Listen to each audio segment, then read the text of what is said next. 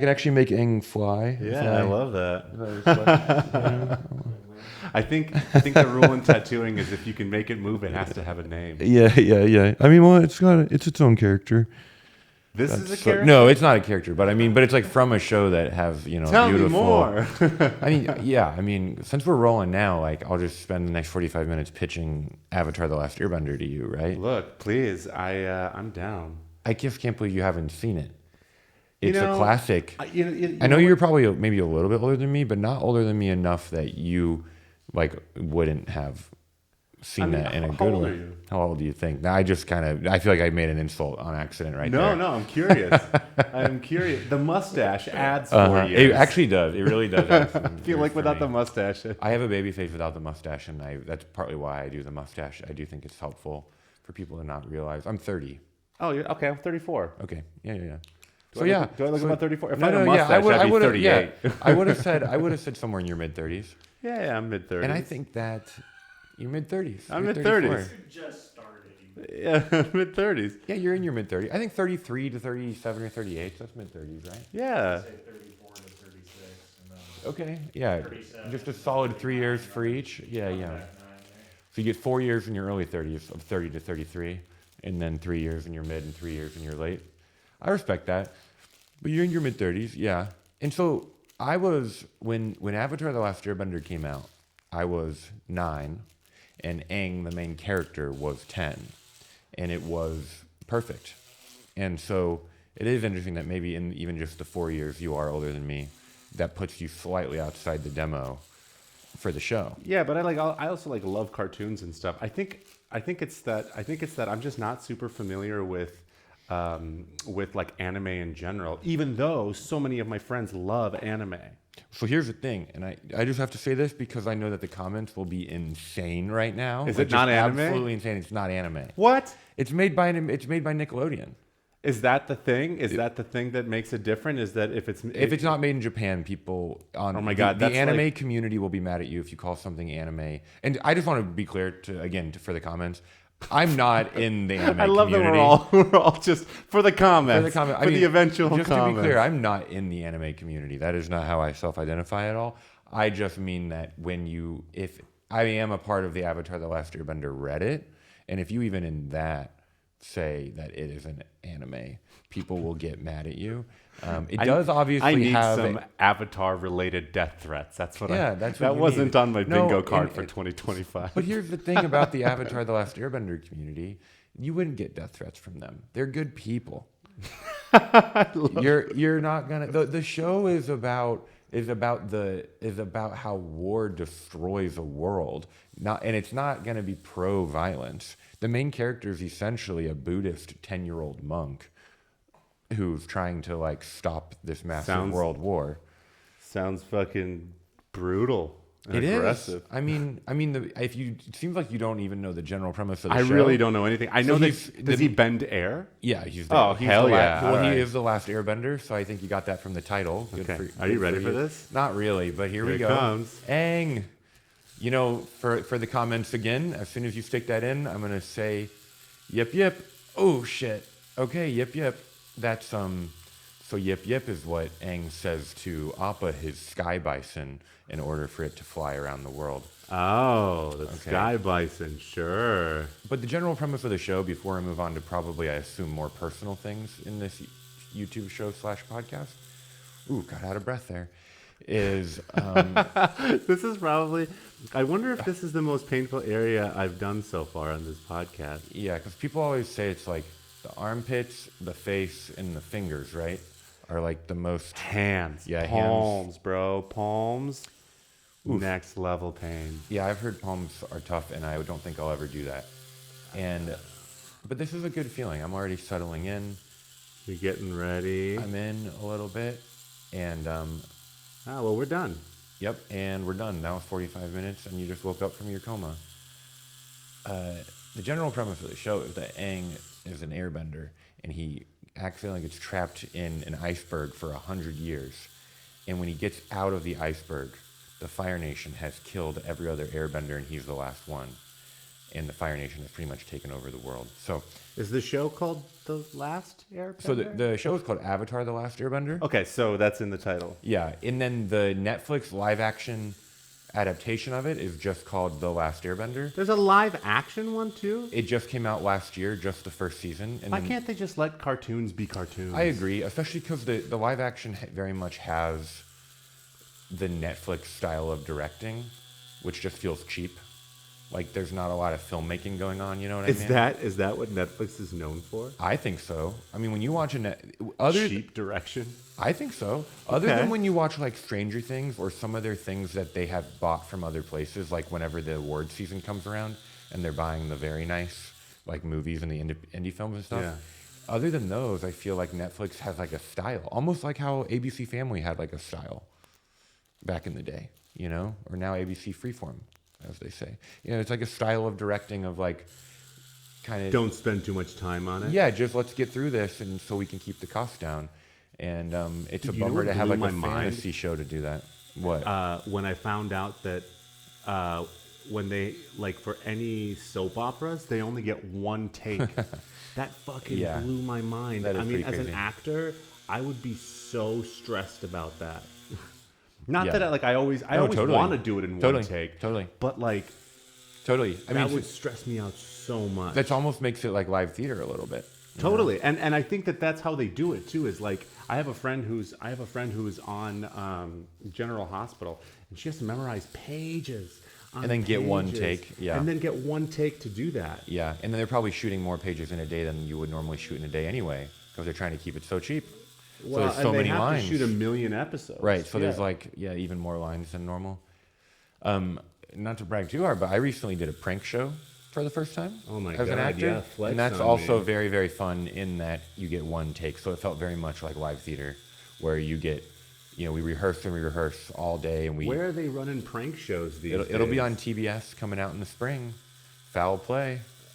I got to prank a bunch of professional athletes alongside Anthony Davis, Okay. the former Laker. And, That's cool. yeah, it was really, really fun. It'll come out right before March Madness, is what I've been told. And honestly, Did you have to audition for that? I did. I auditioned. I don't do a lot of auditions for acting. Like, I want to do more, but I haven't much. But I got recommended to it by a friend who was consulting on the show, and he just knew me as a comedian and was like, I think you'd be good for this. I wonder. Okay, let me ask you this because it's not scripted. No. So Well, they what- kind of have, they have like a beat sheet that I get. I was and gonna then, say, what yeah. did you have to do for that audition? All right, show us what a prank might look No, like. yeah. The audition was very much a script, was like sides of a scene as if they knew what the scene would be. But because, I mean, are we talking prank show like? like Punk'd and stuff, Yeah. Okay. it's actually a lot of the same producers that made Punk'd and stuff. So it's like a lot of Oh. overlap there.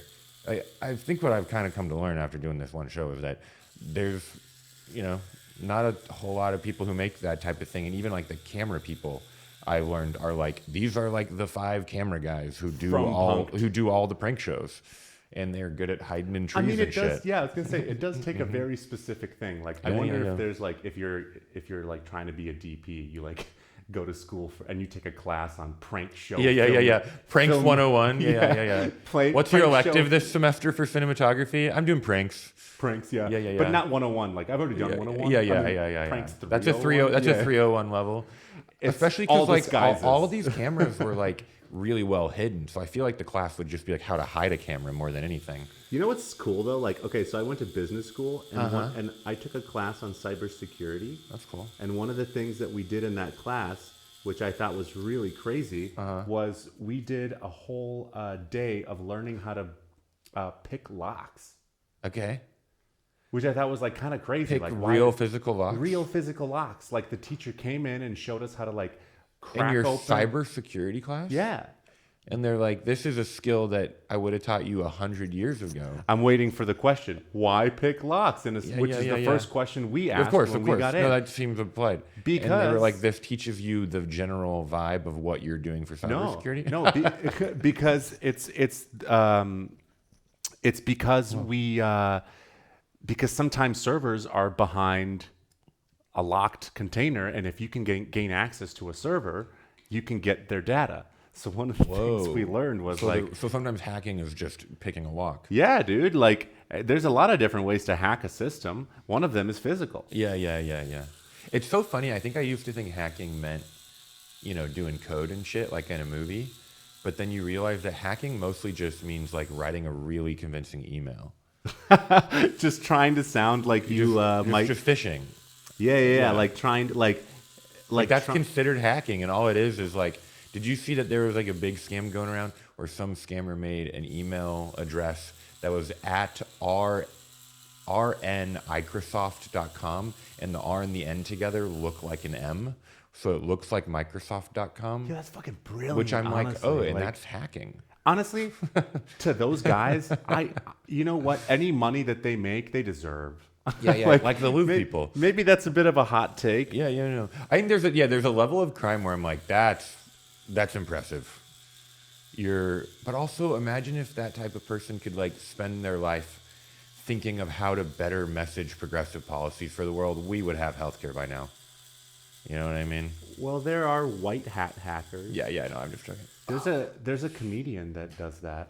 The white hat hacks? Yeah, his name is Don't tell me he's gonna lose his secret identity.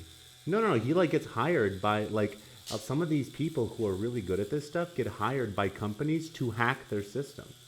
Like he's paid Right, to show the security breach. Well, yeah, to be able to show them here's where your vulnerabilities are. I just realized every time you stick the needle in, I like subconsciously close my eyes, and so the footage is going to be a lot of footage of me like looking Blinking. asleep, but like wincing and talking with my eyes closed. But I'll try to look right at the camera because I know that's kind of the money shot, and I know that's like why we're doing this for the most part is like because both of our faces are like really big and like blowing up right now. Yeah. And so we're trying to like Look, really, don't talk about money shots around here. not. Yeah, you're right. I guess that wasn't quite the right term for that. I mean, Yikes. look, if you want a money shot, I'll give you a money No, shot. I mean, I'm not even getting paid for this. I'm just, that's I don't know. crazy, Free man. tattoos, No, I a think, free are a tattoo is pretty great. good currency. No, truly. I mean, that was all it really took for me to say yes. I was like I said, I've been thinking about getting this one for a minute, and then, okay, so I want to give the pitch for the tattoo, right? As we were saying, like, in my mind, a glider is the most pure, childlike form of adventure in terms of like the fantasy genre. And so when Aang's flying around on his glider, that's just like the most beautiful form of like the freedom that as a kid you wish you had, and you're watching this cartoon.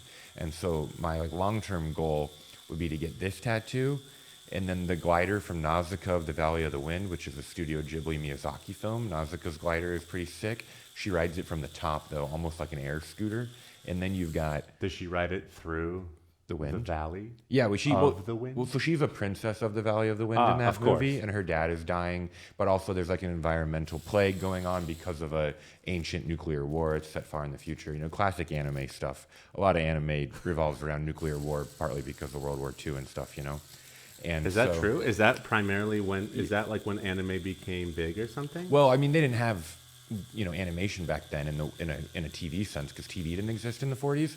But that's like Godzilla, and a lot of Japanese pop culture has a lot of roots in dealing with the fallout of nuclear war in a way that they've explored, I think, the ethical implications of that a lot more than the West because it actually happened to them. Has this gotten more or less painful as I've been going? Every now and then I go, I'm getting used to it, and then it gets really bad for a second. Oh yeah, I'm doing that on purpose. No, that's great. That's then there's for effect. But then there's a third glider, okay, which have you seen Treasure Planet, the Disney film from 1999? I'm thinking about, I want to get Jim Hawkins, the main character in that. He has a little glider that's like a very kind of like futuristic, Jared, I think you just steampunky. want to fly. No, I know. But I'm also terrified of actually getting up there. I mean, I'll ride a plane, but I'm never about to be You a can pilot. paraglide. Yeah, I've thought about that. You should do But I it. do just think like gliding around is like the sickest thing. Wait, but also, how tall are you? I'm 6'5". I'm Maybe I'm also 6'4". You're 6'4". I think that for us tall guys, some of that stuff feels scary because you're like, is this really made for people my No, size? truly. Are you good at balance sports? Because I'm not, as a tall person. Balance sports? Meaning like, surfing, skateboarding, Oh, like any no. board sport. 'Cause No. Once you get above 6 foot, it is really hard to ride a skateboard. and I can't really. Like I fall so much. Point a gun at my head and tell me to get on a skateboard, and You won't? would, but I mean, I'll die either way. Right. No, I had a friend one time try to teach me how to longboard, and I just remember after a couple days, like really going for it, I was like, this is not worth it.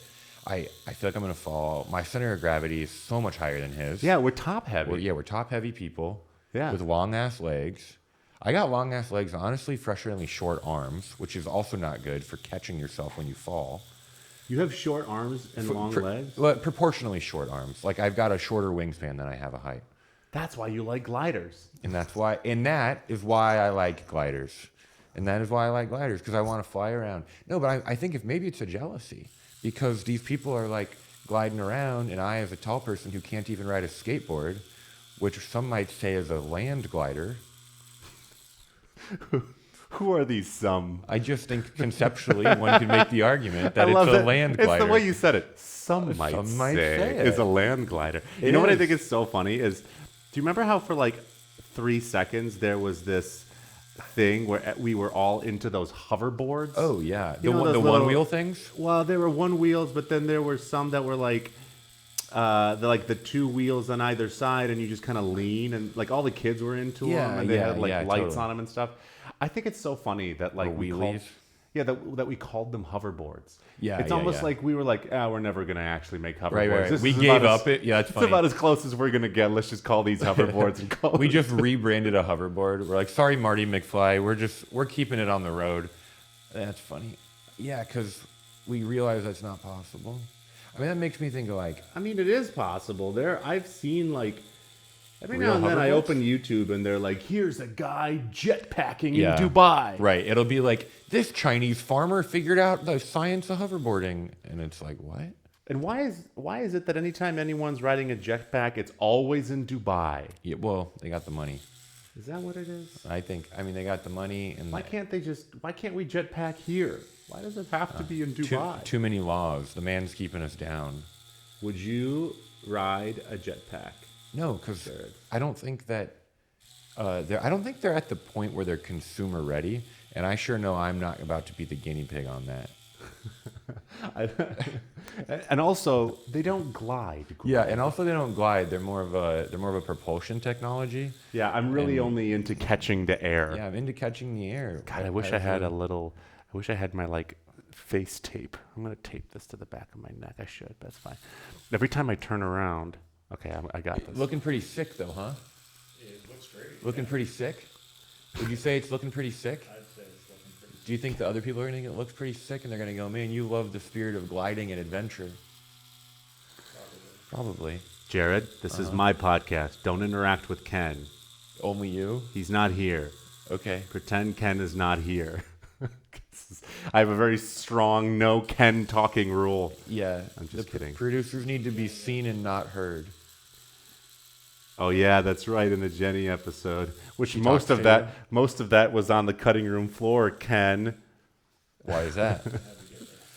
You had to get rid of her. It was for time, and it wasn't funny enough. I thought it was pretty funny. Sure. That's hard.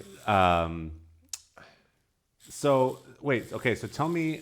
I mean, I've got seeing all these other. Is this a Skyline? It is. It's a piano. And a piano at the same time. Thank you for noticing. That one I got in Chicago, and so you can see one of the Skyline pieces is meant to be the Sears Tower, and then one of those Skyline pieces is meant to be that for some reason hurts a lot more. But you're good. You gotta do what you gotta do. You're the pro. I put a little. You put more pain in it. Yeah, I put a little more pain in. Put a little bit more pain in. I really pushed on that one. Yeah. It must just be how my skin is sitting right now. Because that's worse for sure, but you do what you got to do. This part hurts worse? Yeah, whatever it takes to get the shot, man. Whatever it takes for you to get your followers. We're all just getting followers, and if it takes you putting a needle in me for you to get some followers, man. I mean, what would you rather do? Do this or eat a bunch of really spicy wings? Wings, probably. No, you're right. I'd rather do this because one time I had one of the 8 out of 10 on the hot ones list. And I shit like the whole next day, like literally could not. Did it hurt as much coming out as it did going in? I just literally couldn't go more than a few minutes from my bathroom without feeling like that would be like an unsafe thing for my apartment. Because I was just like literally like all day just like running to the bathroom to explode. And that was like the 8 out of 10. And I'm like, and we're giving this to freaking Jennifer Lawrence? And she just is going to have to do some other thing the next day? And Oh my God, my friend one time. So wait, you're from Indiana, so you probably know Buffalo Wild Wings. of course, dude. We call you know what we call that in the culture? B-dubs. B-dubs. Yeah, of course I know that. I'm from Minnesota. The culture. In the culture, We call that B-dubs. we call that a B-dubs. Dude, Well, and B-dubs is so huge as a high schooler because it's one of the only places open past like 9. and it's cheap. for somebody under 21. Well, you probably also are pretty familiar with Applebee's. Oh, Applebee's, half-priced apps. Dude, honestly, Applebee's is so like overly shit on in our culture. It's not bad. It's not. It's I think not you're amazing. using the term culture very loosely. Yeah. You keep saying in I our do, culture, yeah, and I'm yeah. no longer sure if we're talking Yeah. Midwesterners or just in That's general. so funny. I just mean like the world, man. The You know, world the world culture doesn't is a- appreciate Applebee's enough. The world shits on Applebee's The world too shits much. on Applebee's. These hoverboard gliders in Dubai Hey, are by the always way, shitting on Applebee's. we're like almost done with the lining. That's crazy, man. Doesn't that look great? Yeah, that looks really good. Good. Fuck yeah. I think it looks Fucking great. right. And it always looks better even than I think it's going to. Not always. I guess I have 1 or 2 tattoos I don't, but Ooh, wait. it often does. We gotta hear about this. What is your Well, least favorite tattoo? The one that's like on my shoulder blade that you can't really see right now. It's like higher up. Yeah. It's like behind my shirt still, but I like the idea and I'm thankful I got it, but it was a friend doing his apprenticeship and it just didn't really turn out super well and the line work doesn't look very good, but I Well, like the he was an idea. apprentice. Right. He just wasn't ready. Well, honestly, most of these I've done with, the only one I think I've paid full price on is the stained glass one. All the rest were people doing their apprenticing, and I'm cool with that for the You most can part. tell. Yeah, I'm just probably. kidding. No, probably. I like, I think tattoos, like, even like I kind of joked, like, I've got that Hebrew, and it's based on a psalm, and I grew up very evangelical, and I still find some solace in that psalm, but it means something totally different than it did when I got that when I was like 19, when I was still pretty deep in kind of the evangelical Midwest world. So it's Okay. like interesting Oh, to you just mean see the how. culture? Yeah, so I just mean like the culture. No, that was like me being then like almost overly specific. I was like, I went from just saying American culture to the Midwest Wait, okay. evangelical world. Man, I which have so grew many up in. questions. I love this. Oh, okay. please, man. I So- mean, take as long as you need with that needle in my arm to ask them to me. Evangelical Uh-huh. Christian. Yep. That's my I'm bread gonna and butter. sound very like I don't know dick about shit right now. Okay, that's actually our preferred evangelical term is dick about shit. Dick about shit. That's your slogan. That could be. Okay. But you grew up in Minnesota. Yeah. which Is there is, like a big evangelical? I wouldn't say. I mean, it's just the Midwest. I would say that's in my mind the dominant kind of like underlying cultural element but of the is Midwest. the evangelical is that the one where it sounds so bad? Is that the Say one it. where you guys do the speaking in tongues and It stuff? can be. It can be. Evangelical is a very big catch-all term. Can you explain that to me in general? Yeah, I I'd don't love understand to. the No, I'd love speaking to. in This tongues is thing. The speaking in tongues or the word evangelical? No, speaking in tongues because I just don't understand Okay, how I don't okay. understand how it works. I mean, So I I grew know up- it's just gibberish, but what Yeah, I grew up Baptist, which so like is another one of the? So evangelical, broadly speaking, is not a denomination and not even a specific set of theological beliefs. It can really mean a lot of different things. When the term evangelical started, like over 100 years ago, it was kind of like a reaction against the fundamentalists. So funny enough, nowadays I think we see evangelicalism as kind of stepping in line with fundamentalism. But Totally. when that term originated, it actually meant Non-fundamental? Yeah. And so back when evangelical as a term got really, really big, and Phil Vischer, the creator of VeggieTales, has a great video on this. So I actually love Phil Vischer. But he's got a great video. yes, that historic text. The VeggieTales. The VeggieTales. Which is so funny because even people who didn't grow up evangelical know about VeggieTales. You know, I know about That's what I mean. VeggieTales. That's what I mean. Like it's Wait, culturally are you ready? ubiquitous. I'm assuming you're a big fan of VeggieTales. Yeah. Are ready you a for this? VeggieTales fan? I know You a song, and I've known it my whole life. He said to her, I'd like a cheeseburger. Yeah. Do you remember that one? Of And course. I might like a milkshake as well. Yeah, dude, that's a classic, man. He said to him, I can't give you either. You know this one? Oh, sorry, I'm just looking. Do you know this? Do you know this? I don't know it by heart. But you know of VeggieTales? Yeah. He said, yes, it is, but we are closed now. Yeah, dude, that's so good. So Phil Vischer is, in my opinion, one of the few people still within the broader evangelical world who's like kind of trying to reform it from the inside. A lot of people have bailed. Would you say VeggieTales is VeggieTales is anime, right? For a second, you got me. I'm just trolling For the a comments. second, you got me. In the comments, rip him up, okay? If you're out there in the comments, I want you guys to make sure he doesn't feel good about himself. No, but VeggieTales, what was I gonna say, man? Oh, You were talking about evangelical, and they had a good episode on it. Not VeggieTales doesn't have a good episode on it, but Phil Vischer's post VeggieTales has been making a lot more like video essay type content, and so he has a great video on the history of the phrase evangelicalism and how when evangelicalism started, it was actually kind of seen as the midpoint between fundamentalism and the liberal modernists, and people who called themselves evangelical were trying to kind of hit a middle ground. But nowadays, fundamentalism and evangelicalism has kind of collapsed into a singular identity in our culture. All that to say, I grew up Baptist, which would definitely be firmly evangelical, but not the totality of evangelicalism. What you're talking about speaking in tongues, right? They would call that like Pentecostal or charismatic. And so there are multiple denominations within the Pentecostal movement. You got, Charismatic. yeah. Which doesn't just mean they have charisma or even that they have a strong leader, like a charismatic leader, but so that It's would the Christians with all that riz. It's all the charisma. Well, and this is where it gets fun because charisma it comes from the same. I think it's a Latin word, like charis, which is also the word for spirit. So people who are charismatic believe in the gifts of the Holy Spirit, and they consider speaking in tongues one of the gifts of the Holy Spirit, a supernatural gift of the Holy Spirit. I never grew up speaking in tongues. I would actually say, even within evangelicalism, I grew up in a term that they would call cessationist, which means that the version of Baptist I grew up was that speaking in tongues in prophecy had ceased. So we were cessationists. But speaking in tongues, so you'd have to ask, I would say, somebody maybe who grew up more charismatic or Pentecostal about speaking in tongues.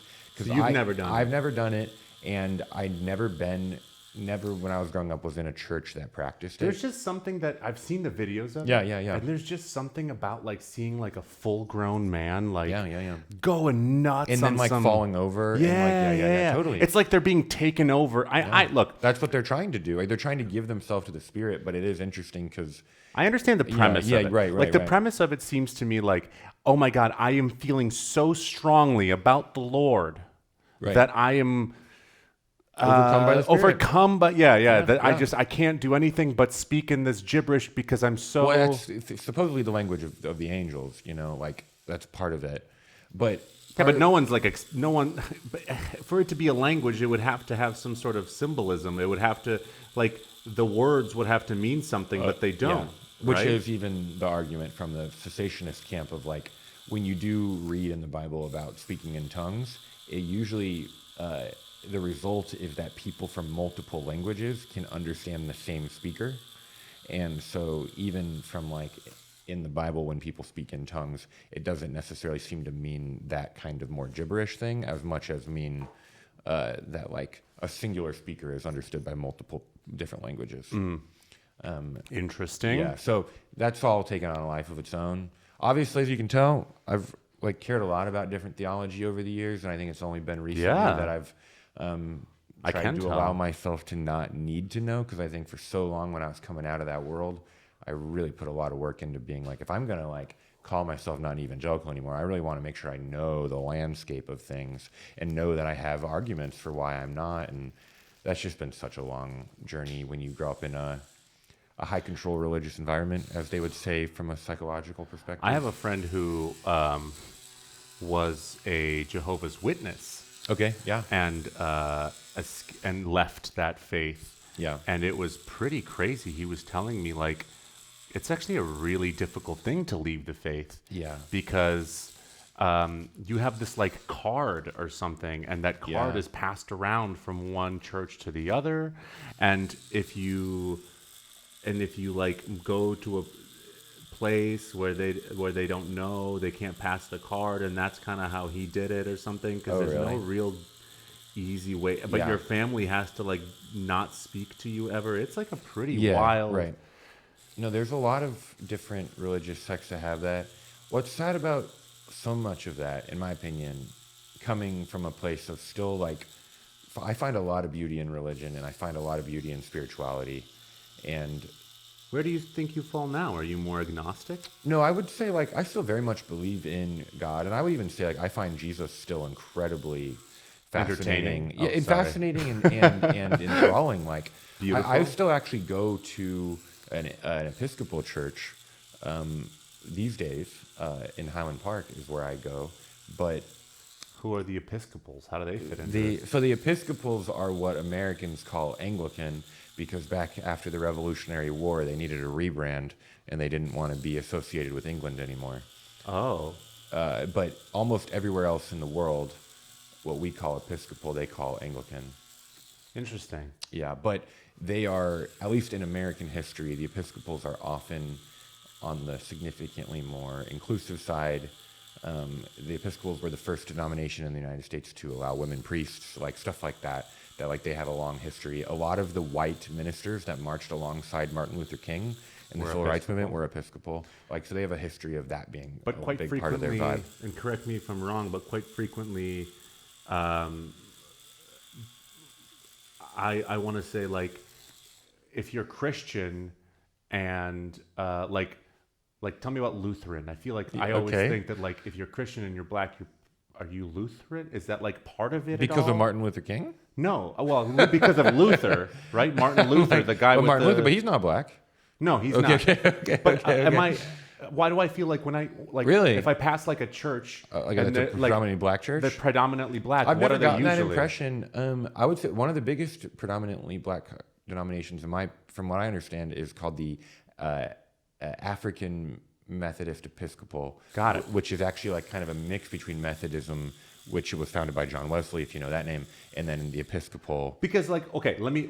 No, I mean, there's so many denominations, which is so crazy, and I'm almost sad hearing myself know all of them. No, this is super cool. And could give you a detailed histoy. No, it's super cool. I mean, let me walk it back because I don't want to see. Yeah. No, I think we'll probably have to cut that whole thing.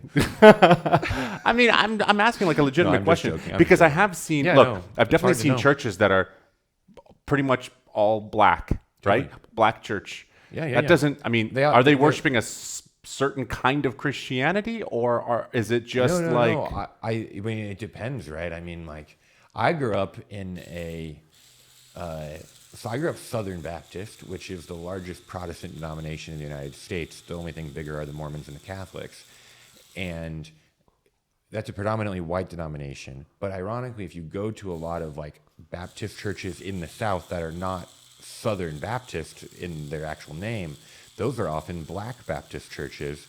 And then, so you can have a black church that's a lot of different traditions, but because of the history of segregation, especially in the South, even if they are the same technical denomination as a white church, like say a Baptist, they still have a pretty different often tradition. Not to say they worship a different Jesus. Totally, yeah. But like the way that their just traditions and customs have developed because the white people in the South and in America enforced segregation, that tradition developed differently. So even like these days, one of my favorite people to read is this guy named Howard Thurman, and he was actually MLK's like religious spiritual mentor.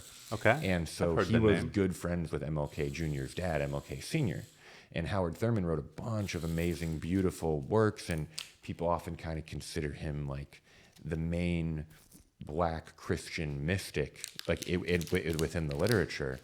And I would put myself currently at a point where I consider myself more on the mystical side of Christianity, but what that can mean is very different to a bunch of different people. So, like Kabbalah. I mean, there is Kabbalah on the Jewish side, right? Or Sufism on the Muslim side, and seeing different things, or a lot of Zen stuff too, and within Buddhism. And I'm really catching all of this. I'm really catching this teacher energy from you. I know this is that's so funny. You are getting a piece of that. Yeah, and these are all things. I'm a big reader. I'm a big book person. I love reading. So reading. Yeah. I mean, I love a good book. So I enjoy this in a book. Yeah, I mean. I was listening to an audiobook on the way here, not to brag, but Dude, audiobooks like not even a brag. You just have to put it on. I listen to audiobooks when I work out.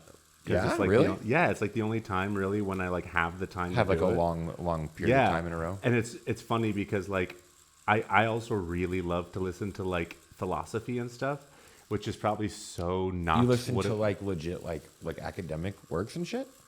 I guess. I mean, I don't know. I mean, you're listening to what some like I mean, I'm listening some to like Camus.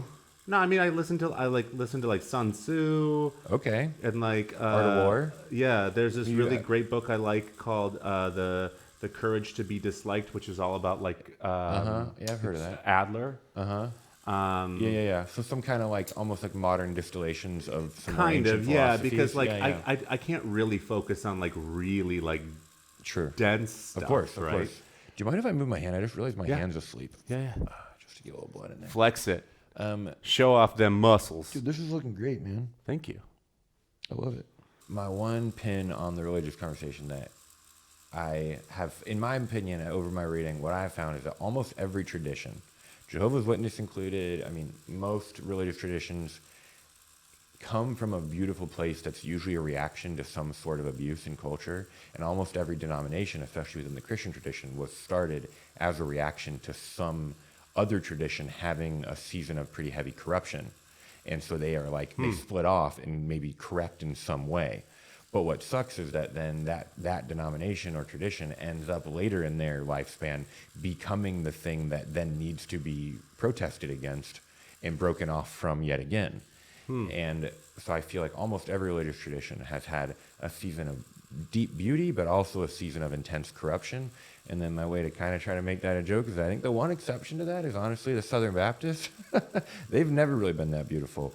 And I thought you were going to go the other way. I thought you were going to say that no. the Southern Baptists that I'm they're like biased because I grew up that a little bit, but like that they've always been beautiful. the Southern Baptist Convention was literally founded in the 1840s to continue the spread of slavery. They broke away from the more like the North American Baptist Convention at large, and they literally broke off because some of the northern ministers were trying to tell the southern slave owners, who were also sometimes pastors, that they shouldn't own slaves. And they were like, no. And they founded the Southern Baptist Convention. And that, crazy enough, has become the largest Protestant denomination in the United States. What? Which is a sad, sad history. There's a great book on this called The Color of Compromise by a historian named Jamar Tisby. Shout out Jamar Tisby. And it's all about... If you're listening. If you're listening, Jamar, I follow you on Substack. Maybe you respond to me every now and then. No. For the love of God. I really like him, but he's a historian who does a lot of really great work on kind of the history of racism within the American church. But Interesting. yeah. Okay, so that we talked about the tattoo that you don't really love the most. What was your first tattoo? Do you remember? Yeah, my first tattoo was the Psalm. Which was the the Psalm, which kind of in the Hebrew that went along with it, which is the Hebrew word chesed, which means steadfast love or like covenantal love, which I do think is a very beautiful concept from the Bible that God pursues us regardless of.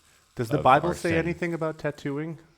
Whether or not you can do I'm it? pretty sure there's an Old Testament verse against it. Yes, I can tell you that for sure. yeah, Jews and- are not for. Right, because of that, right?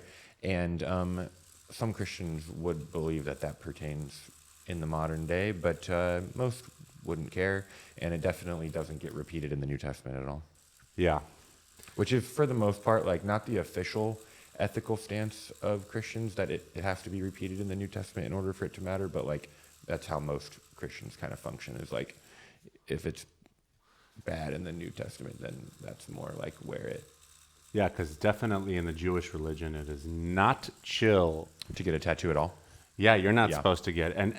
And there's debate over what the actual verse is. Like a lot of people will say like, oh, you can't be buried in a Jewish cemetery and all that stuff. Right. I've I don't heard think that, yeah. that's very true. But I do know that it's like pretty strictly forbidden. Although the actual thing that says that is not... It's not like don't get tattoos. It's something that's just been translated, like about body modification. But I don't think that there's Sure. much stuff in there about like ear piercings. I'm pretty sure that's allowed. Sure. So I wonder where's where the line is. Yeah. Totally. No, those are That's why religion is quite confusing in a lot of different opinions. So the And first then one we- you and we got missed was that. the Hebrew. Yeah. See, like I've thought about getting a tattoo that is like something religious, but to me it feels like kind of against the whole point. Like my Sure. religion bans it, so why If would you- I celebrate it That's in funny. a way that's banned? Sure. No, that's funny. I hear that. Yeah, that was the first. My favorite though is the stained glass one on my bicep for sure. It's beautiful. Yeah, and that's your newest one. That's my right? newest one. I think it's gone. It's landed really well. It's also kind of religious, but a little bit more philosophical.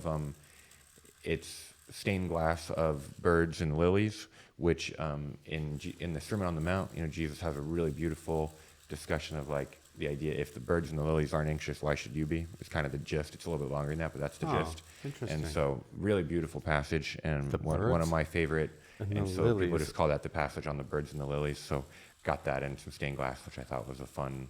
I'm also a big, from a nerd perspective, I'm really fascinated by medieval religion and philosophy, and I've read a lot of books on that too. So I love like a good Gothic style stained glass window like that. So partly because in the Middle Ages, people were illiterate, and stained glass windows were often the only ways for people to kind of like learn things if the masses were illiterate. That's like why stained glass windows were a thing in the Middle Ages. Oh. Is to communicate different stories or things that they wanted to communicate to the masses who mostly couldn't read. And so I think that's kind of what tattoos are in a lot of ways. Huh. Is like a thing that's important about myself that you don't have to like read to understand that this is like an important thing about who I am. And I think that's like, I don't know, I see stained glass art and tattoos kind of like occupying Interesting. different sides of that view. I love that, Yeah. and it makes sense. Like now I know you love falling off of ladders. Yeah. That's more about like letting go of ego, but totally. Yeah. Same thing. Yeah, no, totally. That's I like that one. And that's also like, it changes what it means depending on different things. Depending on the season and what I'm trying to let go of at that time. The Yeah. latter can mean different things. Well, and I was Cool. going to ask you, like, are tattoos kind of like, for some people, tattooing is something that is like, carries a lot of meaning, and for some people, they're just like, Cool art. oh yeah, I just want to get something cool. Like it's a control thing. Yeah, yeah. Where do you fall on that? Because for me, I think for me, it's a control thing. Like I like the fact that I can control my body enough that I can decorate it how I I've actually want. never really heard that. That's interesting. Yeah. I wouldn't. Maybe not control. Control is an interesting way to say it. Like I think it's more so just like I feel more myself when I get a tattoo because it feels like something that I contributed to myself. Interesting. Yeah, so it's your way to literally put a mark on yourself. Yeah, and to say like I remember, and it ends up being kind of a sign of the times, right? Like I remember it. Right. And I know what happened when I got it, and Totally. I know where I was in my life. And there's definitely, like I've been through, I had a bad motorcycle accident and, Right. Relationships and stuff like that. Like and all of my tattoos, they symbolize a certain time in my life. And there's definitely like, I've thought about like, oh man, like, do I want to get rid of some of the ones that like make me think of the stuff that isn't as exciting to think about? But truly, I love it. Like Sure. I have the first tattoo I ever did was a tattoo I did on myself, and it's shit. It's Yeah. not good. But it's a stamp of that season of your life. Exactly. It reminds me that one day when I was apprenticing, and I was like, okay, I have a tattoo tomorrow on this real life girl, and before I do this to her, I should probably do it to myself. Totally. No, I see it that way. I mean, I've never thought about the control. I think for me, a tattoo is, a way to try to communicate something that is deeply held. I definitely would not be of the mind of, like, personally just getting a tattoo that I don't associate with a lot of meaning. I think the one you're giving me right now is probably the one that's even the least deep of the tattoos because it's like being a pop culture thing. But it's still a deep meaning in terms of the adventure that I like talked about earlier. But I think that Well, and that meaning is just for you anyway. Like Totally. I feel like no matter what tattoo you get and what meaning it has for you, it's never satisfying to anyone else. Like no one is. I feel like anytime I've ever explained to someone what a funny, yeah. tattoo means, no one's ever been like, "Wow, I get it." They're always like, cool. Yeah. Dude, I That's got to it. tell you that. So as a substitute teacher, kids ask me my tattoos all the time because they poke out on my shirt a little bit. And I've got one on my forearm. I don't know if you saw. That's Latin on the arm that you're covering. Down here, yep. And so that Latin phrase, so you literally just yesterday even, but this has happened so many times. I think this is so funny. There was a kid who was like, what does that phrase on your arm mean? And I was like, oh, well, it's Latin. The words are perisum nisi perisum, which means I would be dead if I had not already died, which is like very moody. And every time I say that, the high schoolers always just look at me like with this, like, I should not have asked you, like, kind of face. They're always giving me this, like, deer in the headlights of, like, oh, you're sad. Like, you're, like, I don't know, you just see high schoolers go, like, I can't even compute why you'd want to put that on your body. And realizing, it's a bit of a moody, sad phrase. What school? I was going to say there's probably some high schools where they totally get the sadness, and then there's some high schools where they're like rich and they don't really see it your way. I've only been subbing in like mostly like public schools and stuff around LA, but I guess I just think kids, they might get like sadness in different ways, but I do feel like it. And usually high school is the first season where somebody might experience this. This is my opinion, that like some sort of deeper trauma that like puts them more in touch with their emotion, right? Often happens either in high school or college or young adulthood of like some massive disappointment or massive tragedy or something that like really puts you in your feels. And if anything, if that happens too early, it doesn't really put you in touch with your emotions if it's like before puberty. So I feel like it's often like the first tragedy of your life post-puberty that kind of puts you in touch with that. That's at least my theory in terms of all that. What do you think of like, I mean, which is why I like working with high schoolers a lot, is because you're in that season of their life. Yeah. Of like they're figuring out their deeper emotions for the first time ever, and well, and I like that. I can tell that you're a very thoughtful person, and I think that you're kind of you inspire these high school kids. I mean, as much as a sub can. I get it, but like, yeah, still, you know, I like it though. It's fun interacting with them. So, what do you think of high schoolers in general? Like right now, like I feel like, were you working with them prior to COVID and after COVID? Is there much of a difference in them? I mean, I've done a lot of different, even like I used to work with this kind of faith-based after-school mentoring nonprofit before COVID and during COVID even with high schoolers. So I've worked with high schools even before I was a sub in different capacities. It is Have they interesting. changed? Do you think? No, honestly, like, no. And what's even interesting is like most of the high schools I sub at in LA are almost entirely Hispanic, and I grew up in a mostly white context in Indiana, and even with that cultural divide, I still am like, man, kids are kids. Like, just the ways they interact, the ways they click up, the ways the popular kids and the cool kids and the nerds, like, it's so funny to, like, you can see yourself in them no matter what culture they are. A 13-year-old is going to have like the same insecurity and the way they wear that insecurity on their sleeve. And it cracks me up. That's why I love sub in high school, because it truly cracks me up. I just people watching all day is what it feels like. And it's like they're all trying to figure out their emotions for the first time. I think it's hilarious. I used to coach high school speech. Oh, no way. I did speech team in high school. Yeah? Where did you, in Minneapolis, did you do that? Or yeah. Here? No way. Yeah, I did speech team in high school. What category were you in? I did OP and OO. Did you have OO? Yeah, original oratory. Yeah, of course. So I did OP, which I think was not Is every that prose? Original, I think it was called original performance, but it was essentially like I wrote like a sketch with a friend. Oh, it was with it was two a duo. people? That one was a duo. Yeah. I did a little bit of duo. OO. I did humorous interpretation. I did all of that HI, stuff. Yeah. And I yeah. coached it. No way. For a long time. I've thought about trying to do that here before, but I also feel like that's like a thing that here a lot of people have that skill versus in the Midwest, less people have that skill. Right. Well, but speech is such a specific thing. Sure. It's like, you know Zac Efron, I assume, right? Yeah. Like he won OO. And Josh Gad. Yeah, and Josh Gad, both they're the national OO champions. Yeah, and Oprah Winfrey. I didn't know that. She won OO? I think so. She was in speech. I was in the final round my junior year. Oh, really? You know what's funny? I made finals. I've been working on a pilot about like almost like a Ted Lasso-esque vibe of a coach of a speech team. Really? Yeah. That's interesting. I'd love to see it. I think they've tried to make. I know they've tried to make like films about it. Yeah. And it's really hard because it's such an inside baseball kind of a thing. The humor is very specific. Very specific. Like it really doesn't translate that well outside of the activity. Although I think the skills do. The skills definitely do, but I think the actual like way that it's performed is so specific. Yo, I think we're like done. You're doing a great job. Thank you.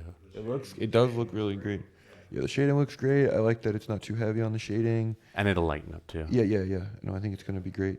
Fuck yeah. And I like that the pain might stop soon. I do like that idea. Does it still hurt? Does it hurt right now? No, I mean when you rub it a little bit, right? But like not in a. Oh, I've been not using crazy. sandpaper. Yeah. Is that, yeah. that doesn't feel good? Well, that just helps it get deeper, right? It helps get it deeper. It helps it settle.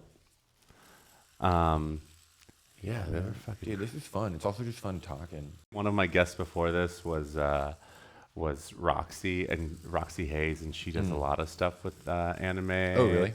So I have a feeling that like by the she'll time be in the comments. by the time this airs, maybe her audience will be here, and Yeah, or at least a handful. Yeah. yeah, and they'll be totally. like, "This son of a bitch, we're tuning out. Yeah. We thought he was one of us. He's not one of us."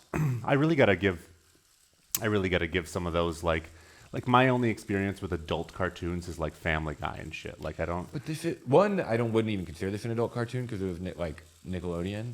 But also, But Nickelodeon's some dark shit. It does have some dark. Did you ever stuff. watch Invader Zim? Yeah, you're right. No, some of the old school Nickelodeon stuff can be pretty dark. But Avatar The Last Airbender, not Blue People Avatar. Avatar The Last Airbender is just this beautiful 3-season arc of. It's only 3 seasons? It's 3 seasons, 20 episodes each. And that that's was it. back in the day where each episode's 22 minutes. So each season, if you do the math, it's only something like 6 hours? I mean, so you're only talking it's 6 movies worth of content? Maybe 6 to 8 movies worth of content? Like, that's not even that much. Nothing. And it has some of the best fantasy, in modern pop culture. And it has some of the best, It's good storytelling. friendship, adventure type stuff, exactly. And then cool gliders. And cool gliders. And then, I know you probably heard this, but I feel like this is what people always talk about. The best redemption arc of any character in any pop culture I've ever seen. I get so many Avatar The Last Airbender super edits on TikTok. Do you get super edits for the fandoms you're a part of? I don't think so. No, I get Star Wars and Avatar The Last Airbender super edits, where it'll be like a fan-made edit with some sort of cool pop song that's like an intense pop song, and it'll be like Holy shit. a conglomeration of quotes. I think from we're the show. done. Are you? Holy shit! I did a really good job. You were so great, Dude. You were the best part. Yeah, I mean, You were so still. Yeah, and you didn't laugh that's too why much. they call it the moneymaker and not the money shot, Thank you. which I've learned is an important difference. I mean, we have some money shots This is here. my it's just not on moneymaker, this but not episode. my money shot. That's where the money shot goes, Yeah. on the money maker. Oh boy, that would be if we were doing this in Van Nuys. Got it. Yeah, of yeah, course. yeah, Of yeah. course. Fuck I mean, yeah. everybody knows that about Van Nuys. Tell us, where can people find you? What are you excited about? What are you promoting these I'm on days? Substack. No, What is Substack? It's I just don't even know. it's like an- a blog. Yeah, it's like an essay, blog, distribution, social media. You can find me on Instagram. That's my main. Oh, that kind of hurts, man. What does The tattoo open wound. that I'm doing? The open wound on my arm. Wow. That's what hurts personally. Why does it hurt? It shouldn't hurt. Shouldn't it? It's an open wound. Not what are you anymore. talking about? Good. Are you being sarcastic? Should it actually not hurt? Yeah. Wait. Is it infected? Fuck. No, I'm kidding. It's fine. It And I'm looking should at be a you. little sore. Yeah. I'm looking at you and I'm like, is he doing it right? Okay. There you go. Look at that. Wait, what did you just put on it? Second skin. Oh, no way. Looks dope. You like it? Yeah, no, I do. It's really fun, man. Yeah. Flap it. Flap it. There it is. It's flapping. It's flapping. Yeah, that's when you know you got like a cool tattoo is when you can like When you flex can and flap make it. fly.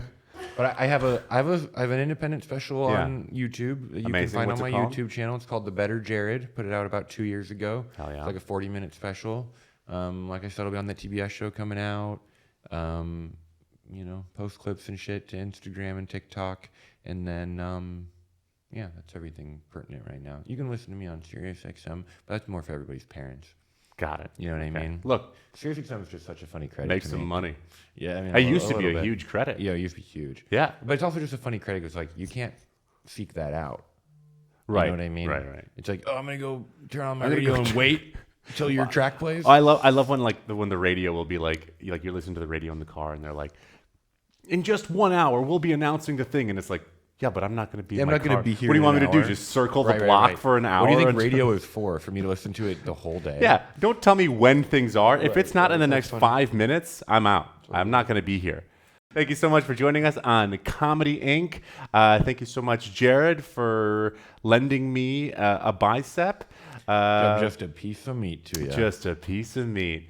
You can follow me on Greg Berman is Funny on Instagram and TikTok. Like always, send me a Venmo message. I really love those. Drop me a PayPal. I'm not on Snapchat, so don't even try doing that. And then in the comments, really destroy me about that anime shit. He thought Avatar: The Last Airbender was I anime. thought it was guys. anime. That's a huge It's social faux pas. pretty disgusting. The culture is mad. So thank you so much for joining me, and eat bread.